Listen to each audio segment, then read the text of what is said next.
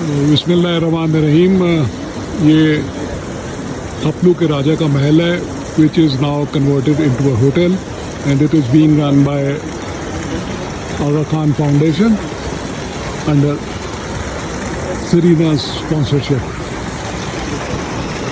Now this is the main entrance. There used to be stairs of wood और अब ये पत्थर की रेनोवेट की है आगा खान फाउंडेशन ने, और ये 100 साल की लीज पे है।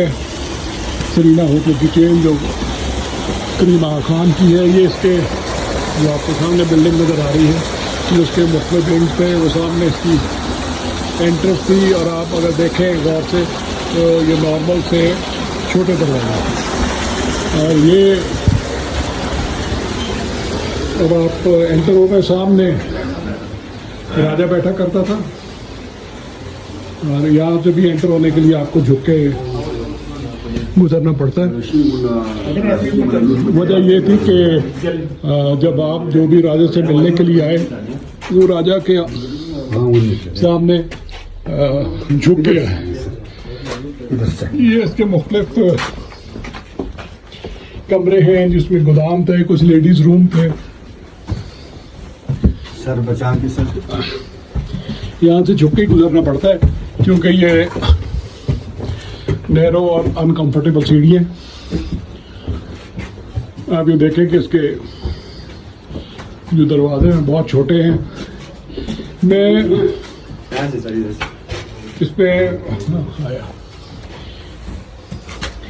इसमें कुछ बर्तन रखे हैं जो उस ज़माने में राजे खाना पकाने के लिए, मशरूबा पीने के लिए इस्तेमाल किया करते थे। तो यहाँ के ज़्यादातर बर्तन जो है वो छोर बाट में तैयार हुआ करते थे। छोर बाट के जो लोग थे वो बर्तन बनाने में बड़े मशहूर थे। इस महल के बोची खाने, ख़वातीन के रहने की जगह, गल्ला गोदाम, कैद खाना,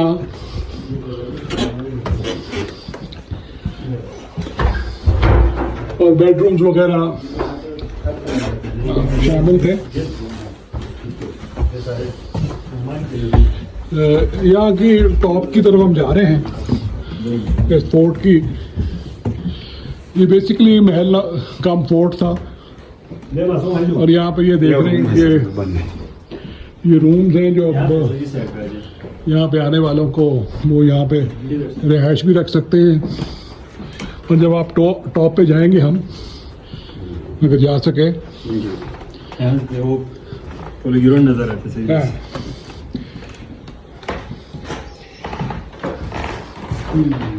इस कमरे से गुजर के आप आगे आए तो ये एक बालकनी बनी हुई है, और यहाँ से आप इसे कह सकते हैं कि ये सन रूम था। और यहाँ से बैठ के बादशाह पोलो का मैच भी देख सकता था। पोलो ग्राउंड इन दरख्तों के पीछे, पोलो ग्राउंड अब इन बिल्डिंग और ऊंचे दरख्तों के पीछे छुप गई है। सामने जो आपको पॉपुलर का दरख्त नज़र आ रहे हैं, इसके पीछे वो पोलो ग्राउंड पर क्या नज़ारा होगा दोस्तों। यहाँ पे जब दूर तक यहाँ पे ना कोई आबादी थी, ये जो महल है ये खपलू की सबसे ऊंची जगह पे चट्टान पे बना हुआ, और ये दूर दूर तक कोई बिल्डिंग नहीं थी, तो खूब नज़ारा होगा ये राजाओं के ज़ेर इस्तेमाल। कुछ और ये हुक्का है, ये बर्तन है, कुछ और ये छोरबट वैली में बनते थे बर्तन। जी जी सर। और वहाँ पे बर्तन बनाने वालों की उस मिट्टी में एक खसूसियत थी कि उसमें खाना और नहाने के लिए गर्म पानी देर तक गर्म रहता था।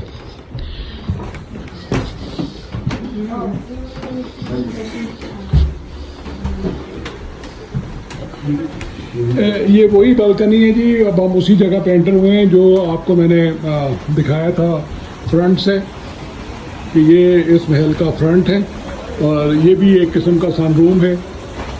यहाँ पे बादशाह अपने घर के अफराद के साथ, ख़ासतौर पे लेडीज़ के साथ बैठ के वो यहाँ पे धूप का और अपने रियासत के इस शहर का शानदार नज़ारा करता होगा। अब ये सारी बातें माजी का हिस्सा हैं। ना राजे रहे और उनकी औलाद में से एक राजे से मेरी मुलाकात हुई थी 12-14 साल पहले, तो उनके पास